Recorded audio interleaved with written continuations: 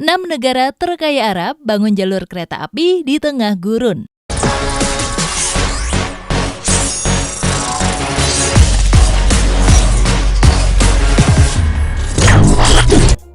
Salah satu proyek konstruksi paling ambisius di dunia sedang dibangun di tengah padang pasir. Proyek ini melibatkan kerjasama 6 negara raja minyak di Timur Tengah yang tergabung dalam The Gulf Cooperation Council atau GCC. Keenam negara tersebut adalah Arab Saudi, Kuwait, Uni Emirat Arab, Qatar, Bahrain, dan Oman. Dewan Kerjasama Teluk yang terdiri dari 6 negara terkaya di Timur Tengah ini membangun rel kereta api sepanjang lebih dari 2.000 km untuk menghubungkan wilayah tersebut dengan lebih baik. Proyek membelah gurun dan menembus gunung ini memiliki tantangan yang sangat besar serta menelan biaya yang sangat mahal. Kereta api memiliki potensi untuk menyatukan teluk, membentuk kembali sektor transportasinya, mengurangi efek karbon, dan memulai era baru pembangunan ekonomi. GCC menyetujui proyek perkereta-apian besar-besaran yang akan menghubungkan ke-6 negara anggotanya. Biayanya akan dibagi di antara negara-negara tersebut. Dengan keseluruhan proyek diperkirakan antara 100 miliar dolar hingga 250 miliar dolar, atau setara kurang lebih 3.750 triliun rupiah. Jalur kereta api akan membantu, misalnya, menghubungkan pelabuhan negara dengan pusat manufaktur yang akan menghubungkan pelabuhan negara dengan pusat perkotaan.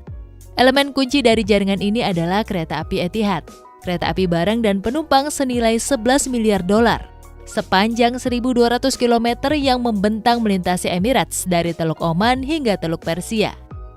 Jaringan rel nasional pertama Uni Emirat Arab sedang dibangun dalam 2 tahap. Tahap pertama selesai pada tahun 2016. Dan membentang sepanjang 264 km dari daerah Habsan dan Sah di Abu Dhabi hingga Pelabuhan Ruwais. Daerah gurun adalah lingkungan kerja yang sangat sulit. Musim panas bisa menjadi sangat panas, sehingga beberapa lokasi konstruksi beroperasi pada malam hari. Saat suhu mendekati 30 derajat Celcius atau 86 derajat Fahrenheit. Pasir membuat sulit serta terkadang medan bergeser karena didominasi pasir gurun. Etihad belajar dari negara lain yang sebelumnya telah membangun di padang pasir, termasuk Cina, Arab Saudi, dan Mauritania. Negara-negara tersebut menemukan solusi seperti mengubah bukit pasir menjadi tanah liat selama bertahun-tahun, memantau bukit pasir yang bergeser, dan menanam dinding vegetasi untuk memblokir angin dan pasir. Pada tahap 1, Etihad Rail membangun 20 jembatan layang, 2 jembatan bawah, 10 jalan bawah tanah, dan 18 jalan bawah tanah yang lebih kecil untuk digunakan di masa mendatang. Perusahaan juga membangun 2 pabrik untuk memproduksi bantalan rel beton yang dibuat dari bahan baku lokal yang menjadi dasar rel. Setiap bantalan rel memiliki panjang 2,6 meter dan berat 340 kg. Mereka melekat pada rel utama dengan sistem pengencang dan digunakan untuk membantu menstabilkan lintasan dan memastikan kereta dapat melaju dengan lancar dengan kecepatan hingga 200 km per jam untuk kereta penumpang. Tapi rute pertama ini belum mengangkut penumpang. Sebaliknya, rute ini membawa hingga 22.000 ton butiran belerang di 110 gerbong setiap hari. Unsur tersebut diekstraksi dari ladang minyak di Abu Dhabi dan diproses untuk ekspor di Pelabuhan Ruwais, di mana ia digunakan untuk memproduksi segala sesuatu, mulai dari baterai hingga pupuk. Etihad Rail telah mengangkut lebih dari 30 juta ton belerang butiran untuk perusahaan minyak nasional Abu Dhabi pada pertengahan 2021. Etihad mengatakan satu perjalanan kereta api mengurangi emisi karbon dioksida sebesar 70 hingga 80% dibandingkan jika perjalanan itu dilakukan dengan truk. Itu signifikan untuk ekonomi dengan salah satu jejak karbon tertinggi di dunia.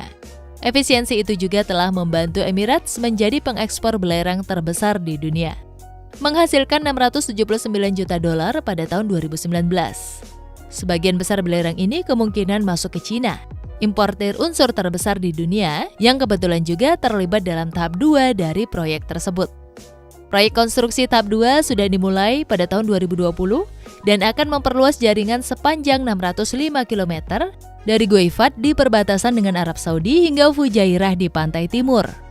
Kontrak senilai 408,4 juta dolar menempatkan China State Construction Engineering Corporation dan SK Engineering and Construction Korea Selatan bertanggung jawab atas desain dan konstruksi jalur rel sepanjang 139 km. Setelah selesai, jaringan ini akan menghubungkan pelabuhan industri utama dan pusat perdagangan di negara itu, memungkinkan lebih dari 50 juta ton barang diangkut melalui jaringan tersebut setiap tahun. Arab Saudi dan UAE juga memiliki potensi untuk pengembangan sumber daya alam lainnya, seperti biji besi, emas, aluminium, dan perak. Untuk itu, proyek kereta api sepanjang lebih dari 2.000 km di tengah gurun sangat penting bagi negara-negara raja minyak di Timur Tengah.